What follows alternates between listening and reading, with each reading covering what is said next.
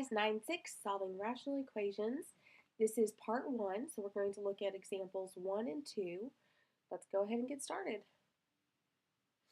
Okay, so the first one we need to solve by doing cross multiplication, and you can see that is explained here in this step, this justification, if you remember back from geometry.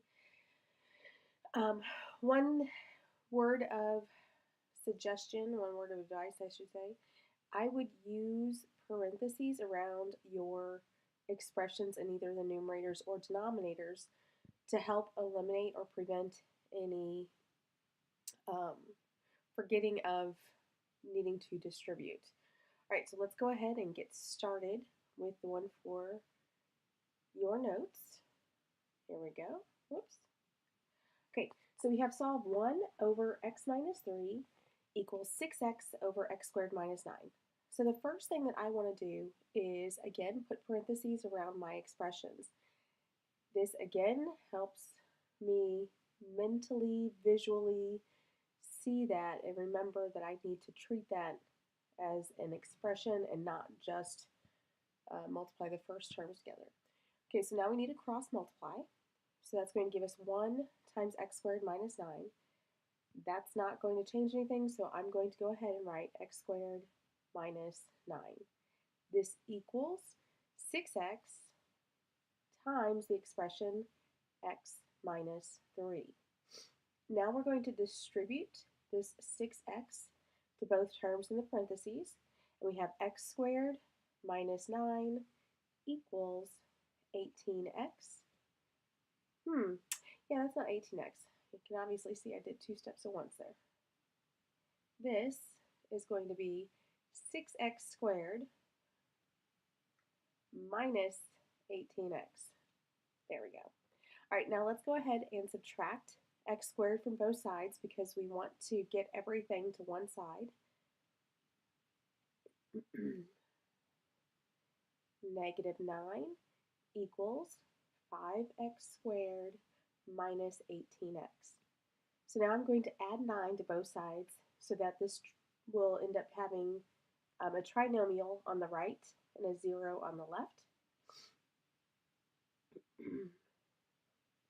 This leaves me with 0 equals 5x squared minus 18x plus 9. Okay, well, the leading coefficient is greater than 1. So because this is greater than 1, we are either going to need to do the AC method and factor, or we can use the quadratic formula. And the quadratic formula is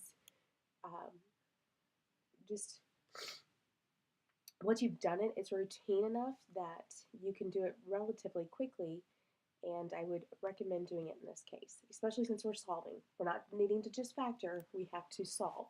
So A equals 5, B equals negative 18, and C is 9.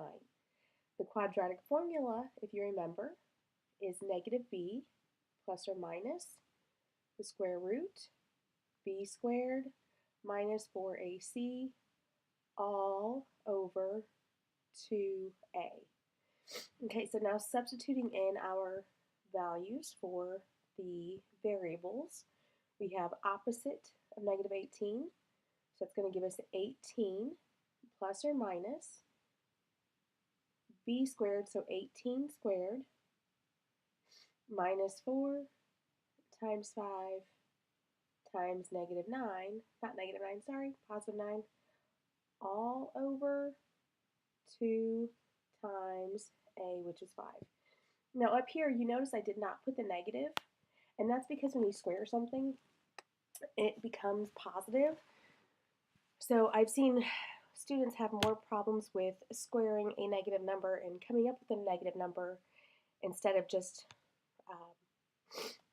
having that positive value. So go ahead and just, it doesn't matter because it's not going to change it if it's positive or negative, because that should be positive when you square it regardless of the sign. Okay, so now this gives us 18 plus or minus the square root of 18 squared minus 4 times 5 times 9 is going to give us 144. That's all over 2 times 5, which is 10. Square root of 144 is 12. So now we have 18 plus 12, right? 18 plus 12 over 10, and we have 18 minus 12, which is 6 over 10. So 30 over 10 and 6 over 10. So this gives us 3 and 3/5. Now we need to check both of these answers in the original equation just to make sure that they work, that they're not extraneous. Just because we were able to solve this from the equation doesn't mean that this is actually a true solution of the original equation. So let's put in 3. 3 minus 3 would give us 0. Can we have a 0 in the denominator? Absolutely not, because then that is an undefined equation, an undefined function. So 3 cannot be a solution. 3/5 is the same as 0.6. So if I put 0.6 minus 3 or 0.6 squared minus 9, will that give me a 0 in the denominator? Nope, so we're good. So the only solution that actually works in this case is 3/5. All right, guys, let's go ahead and take a look at example 2. Okay, this one between the two was my least favorite, and that's because we were starting off with fractions. And in my opinion, the best thing to do when you have fractions is to multiply everything through by a common denominator, and hopefully more specifically a least common denominator. And that way that eliminates the fractions and you just have, I don't want to use the word whole numbers, but you won't have fractions. There we go. All right, let's go ahead. Very technical math term here. We've got 5x, 3x, and 3. So we need to find the smallest number that all three of those terms will go into. So looking at those, listing those, right? We know that we must have at least a 5x, because if we don't have 5x, then this term won't fit into it. So we know we have 5x. All right, so that one's done. Now we take a look at the second term. Is there any factor of 3x that is missing from 5x? Yep, we're missing that 3, so we need to multiply a 3 because we already have the x, right? So this 3x can now go into this 3x, right? All right, that's taken care of. 3, are there any factors of 3 that are missing from down here? No, because this would go into this. So 5x times 3 is 15x. So this is your least common denominator. Each of your factors, each of your denominators can go into this term. Now, what I recommend doing is multiplying each term by that least common denominator. So 15x times 3 over 5x minus 15x times 4 over 3x equals 15x times 1 over 3. What we do to one, we have to do to all. And this helps prevent multiplying one of those. So now 5x will go into 15x 3 times. 3x will go into 15x 5 times. And 3 goes into 15x 5x times, right? Okay, so now for the first expression, term, 3 times 3 is 9, minus 5 times 4, 20, equals 5x times 1. 9 minus 20 is negative 11. Negative 11 equals 5x. Divide both sides by 5. And we have x is negative 11 fifths. Again, we want to check and make sure that this will not give us a 0 in the denominator of the original equation. And by the looks of this, that's not going to happen, so this is your solution. In class, we had actually gone ahead and worked out the quick check in addition to the examples 1 and 2. So let's go ahead and work this one out just for additional practice, additional examples, so that you have that if you want it. If not, you can stop now and go ahead and get started on that assignment.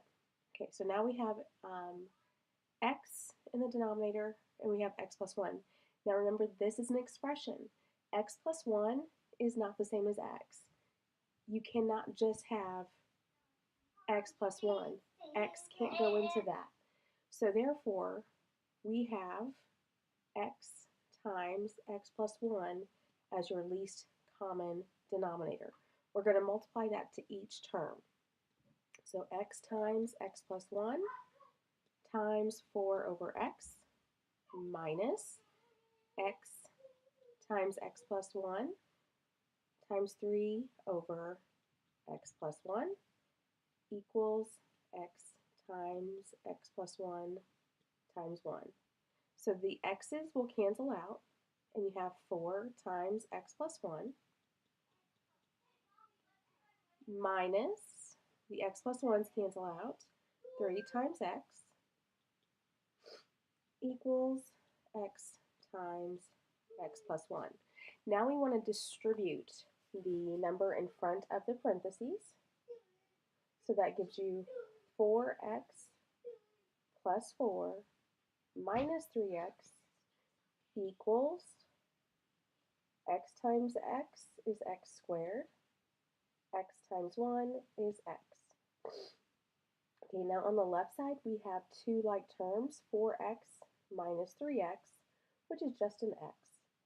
So we have x plus 4 equals x squared plus x. Subtract an x from both sides. So these are going to cancel, and this is going to cancel, and you have 4 equals x squared. So to solve for x, we want to do the opposite operation, so we're going to take the square root of both sides. That cancels that out. So we're going to be left with plus or minus 2. The reason we have 2 is because when you take a square root of something, you have either a positive or a negative. Because 2 times 2 is 4, but so is negative 2 times negative 2. Looking back at the original equation, 2 and negative 2 will not cause your denominators to equal to 0. So therefore, this is a viable solution. All right, that's it for this part of the lesson. If you have any questions, you guys know how to get in touch with me.